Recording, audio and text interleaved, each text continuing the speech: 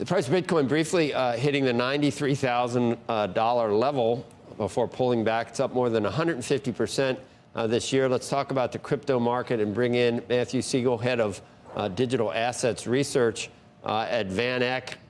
I thought, Matt, that it was definitely long in the tooth, this sort of mania. You say there's, at least for your work, that you don't necessarily see that yet in terms of whether it's totally overdone? Joe, we think it's just getting started. As we expected, Bitcoin saw this high volatility pump after the election. We're now in blue sky territory, no technical resistance, and we think we're likely to make repeated all-time highs over the next 2 quarters. The same pattern played out 4 years ago. Between the election and the end of the year in 2020, Bitcoin doubled. There were about 10% corrections, so it's not going to be a straight line, but we're up 30% so far, and a number of indicators that we track are still flashing green for this rally to continue. This is a state change in terms of government support. Look at this cabinet: the VP, Attorney General, Director of Defense, National Security Advisor, possibly even the Secretary of Treasury being pro-Bitcoin. That's not including Elon and Vivek. So the number of calls that I'm getting inbound from investment advisors who are at 0 and looking to get to 1%, or at 1% and looking to get to 3%, these calls are starting to accelerate, and we think the flows are going to follow. So our price target for this cycle is 180K. We think we can reach that next year. That would be 1,000% return from the bottom to the peak this cycle. That's still the smallest Bitcoin cycle by far.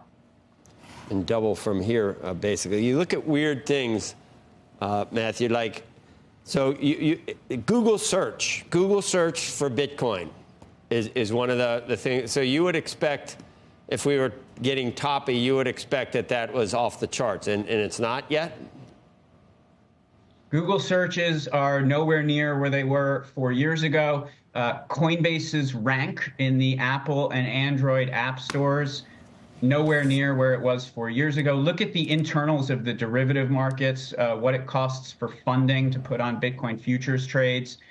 You know, it's up, but once we get into this price discovery mode, it tends to stay elevated for quite some time. What if Gensler's gone, as Trump said on day one, or someone said on day one? I mean, I could imagine that. I don't know when, though, it actually becomes a sell on the news, because I don't know. Maybe I'm just think that it's more of a mania move now than it actually is. But it just seems like it's been a heck of a move. Think it'll move when Gensler's gone, if he's gone?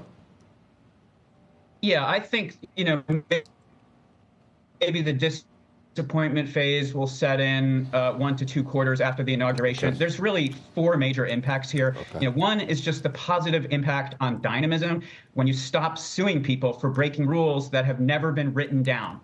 That's a long way of saying that regulation by enforcement is going to end. We're already seeing the economic impact of that. There are crypto projects that are announcing that they're going to hold conferences in the U.S. for the first time ever, open offices in the U.S. and New York. It's just great for U.S. jobs and GDP, right? We've got the Bitcoin reserve that would legitimize this asset as a reserve asset, pave the way for it to be used as a global settlement currency, as the BRICS countries have been doing.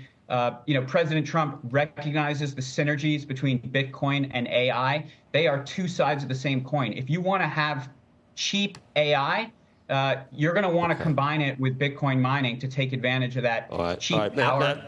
They're telling me we got, I don't know, Disney, Bitcoin. They're both important, obviously. But we got to get moving, and we got the CFO.